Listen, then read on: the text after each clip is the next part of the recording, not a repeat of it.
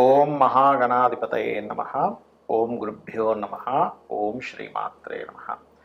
పరమేశ్వర స్వరూపమైనటువంటి జ్యోతిష, వాస్తు మరియు ఇతర అనేకమైనటువంటి శాస్త్రములను మనకు అందించినటువంటి మహర్షులకి నమస్కారం. హయగ్రీవ హయగ్రీవ హయగ్రీవేతియోపదేత్తస్స నిస్సరదేవాణి జన్మకన్యా ప్రవాహవత్. అరుణాం కరుణాతరంగితాక్షీం ధృతపాశాంకుశపుష్పబాణచాపాం అనిమాదిభిరావృతాం మయూకైః అహమిత్యేవ విభావయే భవానీం. శ్రీమాత్రే నమః. ప్రేక్షకులకి ఆ లలితాంబిక అమ్మవారి యొక్క అనుగ్రహం పరిపూర్ణంగా కలగాలని మనస్ఫూర్తి కోరుకుంటూ మనం ఈరోజు చూడండి, మనం బయట సొసైటీలో కనుక చూసినట్లయితే ఎవరో ఏదో బ్లాక్ మ్యాజిక్ చేశారని, లేకపోతే ఏదో గాలి సోకిందని, దిష్టి బాగా తగులుతుందని, శత్రువులు ఏదో వీళ్ళ మీద ఏదో ప్రయోగం చేశారని, ఇట్లాంటివి మనం చాలా చూస్తూ ఉంటాం. అసలు అందులో ఎంతవరకు నిజం ఉంది? ఇక్కడ పాయింట్ బై పాయింట్గా చూసుకుంటే, అంటే ఒక్కొక్క లగ్నానికి అసలు ఏ గ్రహ దశ వల్ల, ఏ కాంబినేషన్స్ వల్ల అలాంటివి ఏర్పడతాయి. ఇక్కడ పాయింట్ నెంబర్ 1 ఏంటంటే అసలు సిమ్టమ్స్ ఏమిటి, అదేవిధంగా దీని మీద మోసాలు ఎలా జరుగుతున్నాయి, అలాగే భ్రమలు ఉంటాయి కొంతమందికి. సిమ్టమ్స్, మోసాలు, భ్రమలు, అదేవిధంగా అసలు ఎందుకు వస్తాయి ఇవి, అసలు ఎందుకు ఏర్పడతాయి, ఇవి తొలగిపోవాలంటే ఏం చేసుకోవాలి, అసలు ఈ కాలంలో అలా చేసేవాళ్ళు ఉన్నారా అనేటువంటి అనేకమైనటువంటి అంశాలు ఒక్కొక్క లగ్నరీత్యా పూర్తిగా తెలుసుకుందాం. మీరు వీడియో ఆఖరి వరకు చూడండి. అయితే ఈ విషయాలను ఎన్నో రీసెర్చ్లు చేసి చెప్తున్నటువంటి అంశం ఇది. ఈ యొక్క అంశం చెప్తుంది నేనైనప్పటికీ కూడా చెప్పేస్తుంది సాక్షాత్ లలితామ్మ వారిగా భావిస్తూ భ్రమల్ని, భయాల్ని పోగొట్టుకోవడానికే ఈ వీడియో పర్టికులర్గా చూడండి, మీకు అర్థమవుతుంది. కర్కాటక లగ్నము, కర్కాటక రాశి.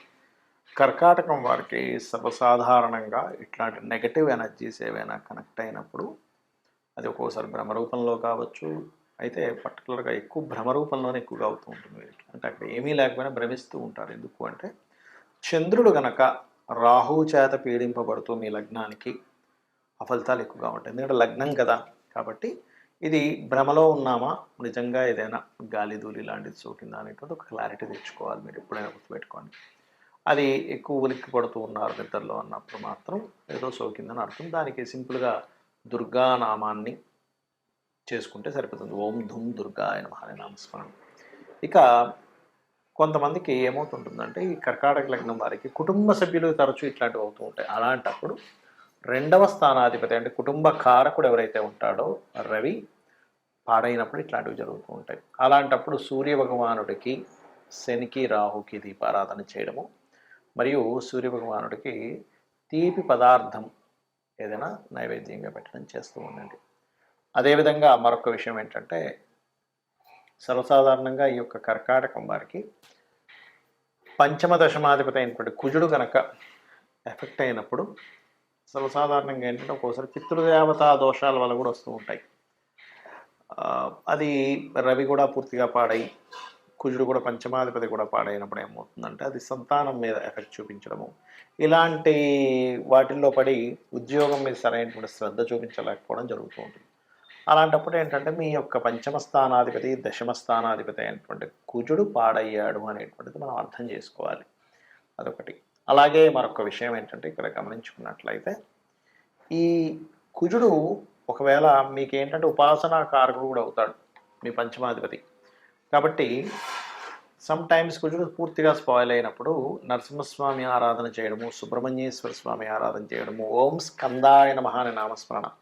ఒకవేళ కొంతమంది ఇళ్లలో చూడండి, ఏమిటో తెలియట్లేదండి మా అబ్బాయికి, మా అమ్మాయికి ఎప్పుడు ఏదో గాలి సోకుతుందంటే అంటూ ఉంటారు. అంటే దాని అర్థం మీ లగ్నం నుంచి కుజుడు పంచమాధిపతి అయినందుకు అలా కాకుండా కొన్నిసార్లు ఏమవుతుంటుందంటే ఎక్కడో జాబ్కి వెళ్తారు, ఆ జాబ్లో స్థిరంగా ఉండలేకపోతుంటారు.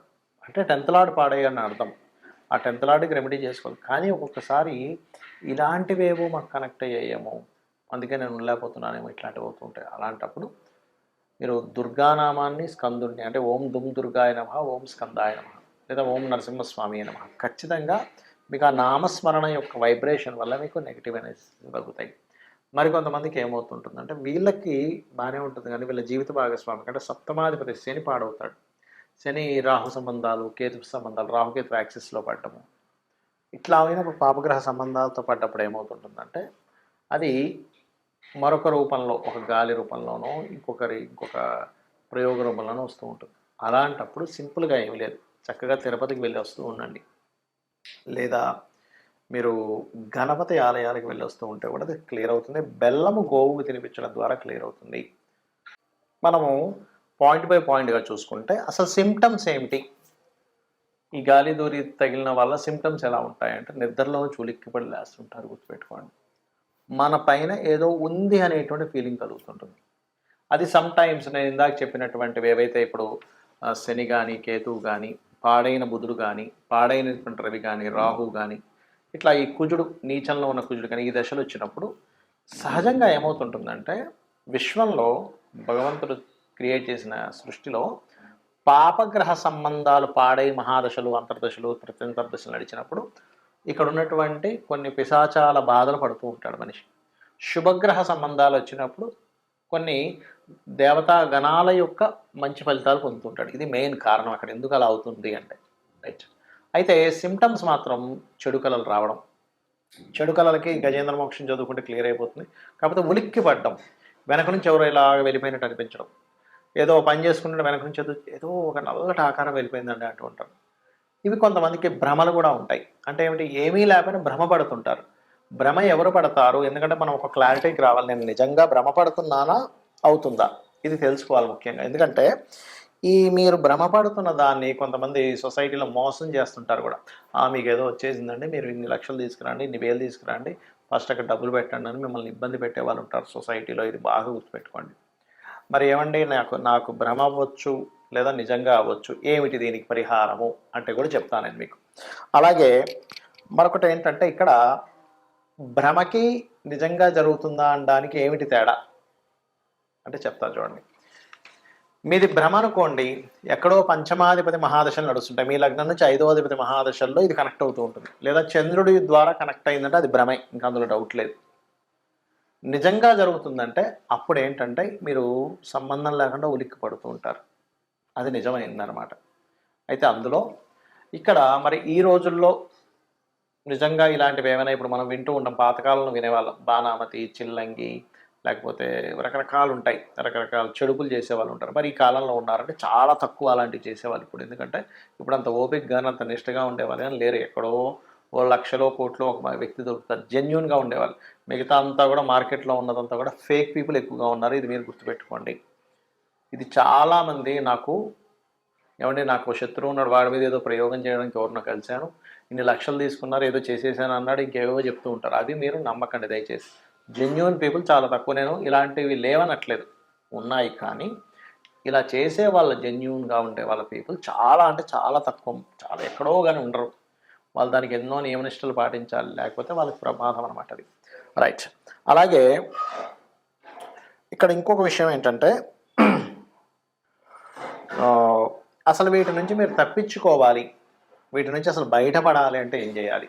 శాస్త్రాల్లో చాలా ఉన్నాయండి పద్ధతులు.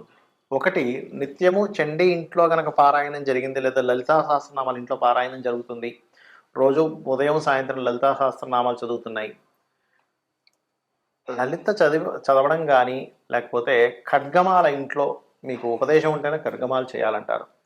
జరుగుతుంది అంటే ఆవరణ దేవతలు ఒక్కొక్క దేవత గురించి వస్తూ ఉంటుంది. ఆ దేవతలు మొత్తం రక్షణ కలిగించి మీకు నెగిటివ్ ఎనర్జీ పోయేలా చేస్తుంది, గుర్తుపెట్టుకోండి. ఒకటి. రెండవది, హనుమాన్ చాలీసా వచ్చండి నాకు, పొద్దున్న సాయంత్రం ఇంట్లో చేసుకుంటాను, లేదా రామ భజన ఏదైనా చేస్తాను ఇంట్లో, ఖచ్చితంగా అటువంటి నెగిటివ్ ఎనర్జీస్ తరిమి కొడతాడు ఆంజనేయ స్వామి. రెండవది. ఇక మూడవది ఏంటంటే, లేదండి మాకు ఒకసారి ఏదైనా ఒక పెద్ద కార్యక్రమం చేసుకుందాం అనుకుంటాం, దాంతో క్లియర్ అయిపోవాలంటే చండీ పారాయణం, చండీ హోమం ఖచ్చితంగా ఇంట్లో ఇటువంటి నెగిటివ్స్ ఏమైనా ఉన్నా సరే పోగొట్టేలా చేస్తుంది, గుర్తుపెట్టుకోండి. ఇలాంటివి చేసుకోండి. కానీ అనవసరంగా ఏదో నమ్మి ఏదో భ్రమంలో బ్రతుకుతూ ఏదో అయిపోయిందని అనుకుంటూ దీనివల్ల ఏమవుతుందంటే ఏమీ జరగనటువంటి మీరు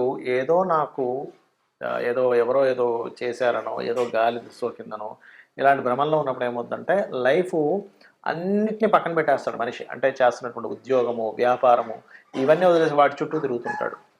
కాబట్టి దయచేసి ఇటువంటి వాటికి మీరు ఈ రకంగా మీరు బయటపడవచ్చు.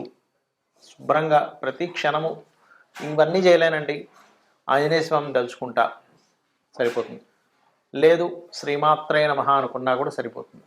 అయితే ఇక్కడ ఎప్పుడు కూడా ఇంట్లో కనుక మీకు కొంతమందికి ఏంటంటే మనుషులకు ఉండదు కానీ ఇంట్లో నెగెటివ్ ఎనర్జీ వస్తూ ఉంటుంది. ఎలా అంటే ఇల్లు ఒక్కోసారి మనం కొన్ని రోజుల పాటు ఎవ్వరూ ఉండకుండా ఇంట్లోకి ఏ ఊరెళ్ళిపోవడమో, లేకపోతే ఇల్లు ఖాళీ చేసి వెళ్ళిపోయి మళ్ళీ ఎప్పుడో 2, 3 నెలల తర్వాత మళ్ళీ ఇంటికొచ్చినప్పుడు ఏమవుతుందంటే నెగెటివ్ ఎనర్జీ ఫార్మ్ అవుతుంది.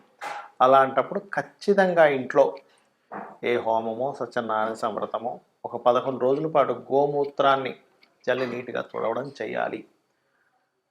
అలా చేస్తే ఏమవుతుందంటే కల్లుప్పుతోని కడిగడం చేస్తే అప్పుడు నెగెటివ్ ఎనర్జీ పోతుందండి. లేకపోతే ఏమవుతుందంటే అవి ఎవ్వరూ తిరగనటువంటి ప్రదేశము. ఎందుకంటే లోకంలో నెగెటివ్ ఎనర్జీ, పాజిటివ్ ఎనర్జీ 2 ఉన్నాయి గుర్తుపెట్టుకోండి. దేవతా ఎనర్జీ ఎంత స్పష్టంగా ఉందో పిశాచాలు, ఆత్మలు ఈ ఆత్మలే రకరకాలుగా మారుతూ ఉంటాయి. మనిషి యొక్క ఆత్మే ఆ రకంగా మారుతూ ఉంటుంది. అవి కూడా ఉన్నాయి. కాకపోతే ఇక్కడ దేవతని గనక మీరు పట్టుకోగలిగితే 100% ఎటువంటి ఇబ్బంది ఉండదు. కాకపోతే నిష్టగా రెగ్యులర్‌గా చేస్తున్నారు. మరి కొంతమందికి ఈ పాపగ్రహ సంబంధాలు ఎక్కువగా ఉన్నప్పుడు అది ఒక్కోసారి రోగం మీద, ఒక్కొక్కసారి ఇట్లాంటి వాటి మీద ప్రభావం చూపిస్తుంటుంది. ఆ సమయంలో అమ్మవారిని బలంగా మీరు నిత్యము చేయండి. అన్ని విధాలా మీకు బావుంటుంది. శ్రీమాత్రే నమః.